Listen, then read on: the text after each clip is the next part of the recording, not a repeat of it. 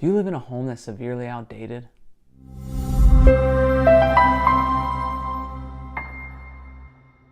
What's up guys, Tyler here with Bridgelight Properties, and today we're going to talk about how to sell a home when it's a little on the outdated side. We run into this problem all the time with buyers who've lived in a home for 10, 20, 30 and beyond years. They've kind of grew up here, raised their family and kids here, and they've led busy lives, so they really haven't had time to keep up with design trends or to spend money on a remodel or a refresh in the home.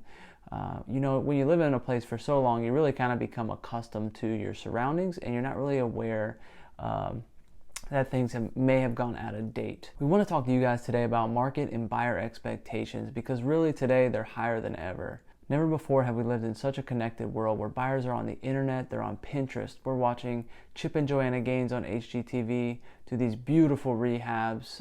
People are sharing their own rehabs on social media, and so of course the buyer expectation is higher than ever. Most buyers in today's market are looking for a move-in ready home because they're moving in their family as well. They're looking to get started on building a life and not to begin a rehab.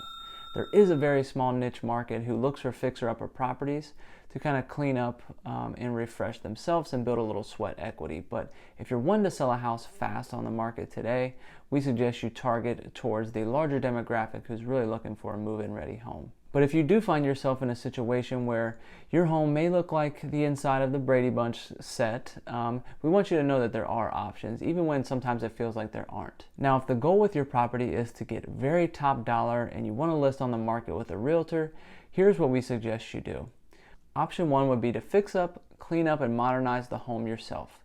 Now, if you're willing to spend some time, spend a good chunk of money, you're willing to manage contractors and live in a construction-ish zone for a couple months, then option one's probably the best bet for you. If you're going to go with option one, we suggest you start in your kitchens and bathrooms and extend out from there. When you're in the kitchens and bathrooms, start with cabinets, nice countertops, then go to the flooring, do a nice laminate vinyl plank or a nice tile, and then go to appliances. Buyers today really love stainless steel appliances, and it's almost expected if they're in a home that has been rehabbed. Same with the bathroom. We want you to put nice tile. You really want to look at what you're spending versus what you're going to get at the end of the day. Once you're done with the kitchen and bathroom, really from there we suggest that you extend out to the home, but focusing on the walls and the flooring. You want to get rid of any wood paneling or older wallpaper in the home. Just clean that up with drywall and a fresh coat of paint throughout, and it'll work wonders for you. Then you want to look at the floors. You can either do a nice carpet, you can do laminate vinyl, or extend the flooring out from the kitchen and bathrooms throughout the home. Option two is to rent out the property. If you're willing to learn landlord-tenant laws, be comfortable learning how to manage and screen tenants, and you're okay having someone else live in the home, then option two is probably best for you. Most renters today are looking for something short-term that's safe, clean, affordable, and functional. Most of the time they're willing to look past outdated items and they're not too concerned with the latest design trends. Typically renters are looking for a short-term solution as they build up enough wealth to be able to buy a home of their own someday, so they're not as concerned. The downside here is that you won't get cashed out with your full equity position, as you'll just be getting paid in monthly installments. Although, if you don't have a plan for the money that you're getting, your equity still remains in the home and is essentially as a big savings account for you. So if you're okay with monthly dividends, if you will, then renting the home could be right for you.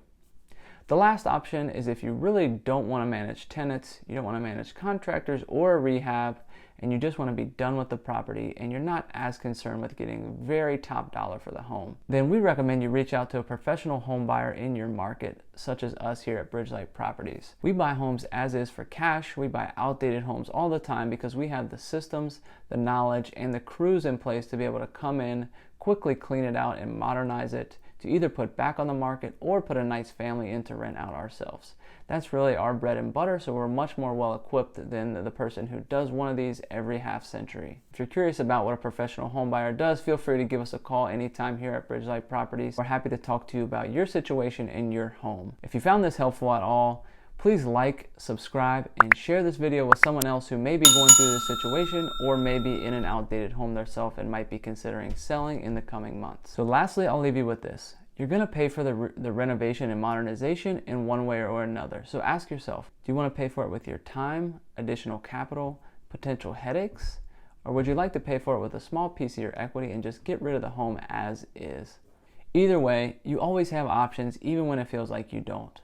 That's it this time. Tyler again with Bridgelight Properties, and we'll catch you next time. See ya.